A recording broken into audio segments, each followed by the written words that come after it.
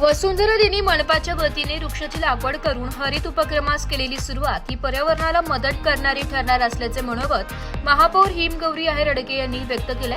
नाशिक महानगरपालिकेच्या उद्यान व वृक्ष प्राधिकरण विभागाच्या वतीने वसुंधरा दिनाचे औचित्य साधून वृक्षारोपण मोहिमेचा शुभारंभ केलाय।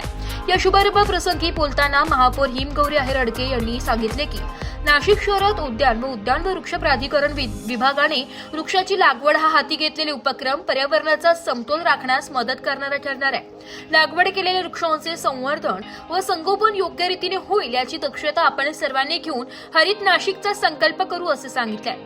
वृक्षांचे जतन, पाणी पुरवठा व देखभाल यासाठी स्वतंत्र नियोजनही करण्यात आलं असून शहरातील प्रत्येक प्रभागात 1000 वृक्ष लागवडीचा संकल्प असून त्यात सर्वांनी सहभाग नोंदवावा असे आवाहन उपमहापौर विलास शिंदे यांनी केले। चुंचाई पांजरपोळ येथे मनपाच्या 7000 वृक्ष लागवडीचा संकल्प हाती घेतला असून त्याचा शुभारंभ करण्यात आला।